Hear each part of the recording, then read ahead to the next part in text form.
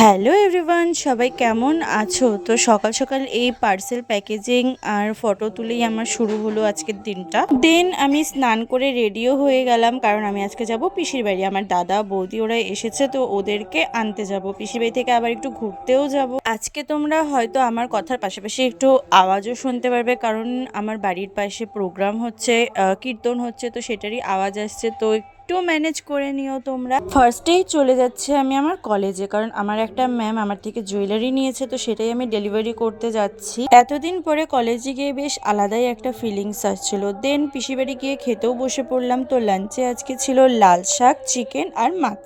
পিসির বাড়ি থেকে খেয়ে দিয়ে আমি আরেক জায়গায় একটু গেছিলাম, একটু দরকার ছিল। দেন সবাই মিলে চলে গেলাম পার্কে। কত দিন পরে যে আজকে পার্কে গেলাম আমি। আর পার্কে গিয়ে দেখি বেশ নতুন নতুন অনেক কিছু হয়েছে, মানে অনেক রাইডস এনেছে নতুন নতুন। আমার তো দেখে বেশ ভালো লাগছিল। আর পুচকিটাকেও এখানে একটু উঠিয়েছিলাম। আর এটা হলো সেদিনের আমার আউটফিট। দেন এই হলো আমার বৌদির সাথেও একটু আমি ফটো তুলে নিলাম। আর এই হলো আমার দাদা বৌদি আর দাদা বৌদির মেয়ে। তো ওদের সবাইকে একটু পার্কটাকে ঘুরিয়ে দেখাচ্ছিলাম। তোমরা কারা কারা এই পার্কে এসেছো বলো তো, আর কোচবিহার থেকে কারা কারা আমার ভিডিও দেখছো তারাও একটু কমেন্ট করে বলো।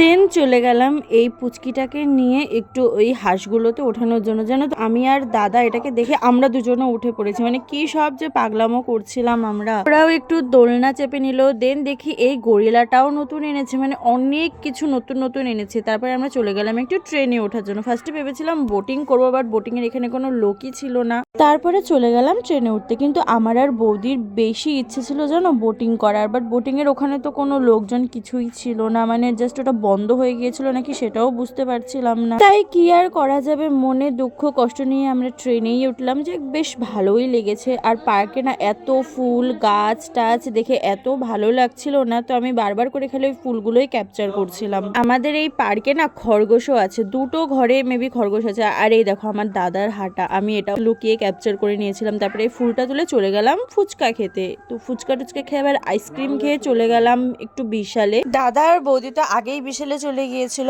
আর আমি বাইরে দাঁড়িয়ে ওই পুচকিটাকে একটু আইসক্রিম খাওয়াচ্ছিলাম। দেন গিয়ে দেখি ওরা শপিং করছে, আর ওদের কেনাকাটা শেষই হয় না। আমার মুখটা দেখে তো বুঝতেই পারছো যে আমি একটু বিরক্ত হচ্ছিলাম। তো যাই হোক, ওদের জন্য একটু মোমো নিয়ে নিলাম পিসি আর পুচকিটার জন্য। দেন চলে গেলাম বাড়িতে। চলো টাটা।